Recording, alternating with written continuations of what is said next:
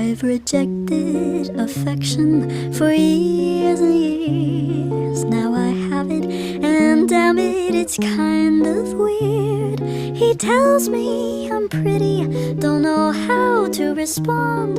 I tell him that he's pretty too. Can I say that? Don't have a clue. With every passing moment I surprise myself.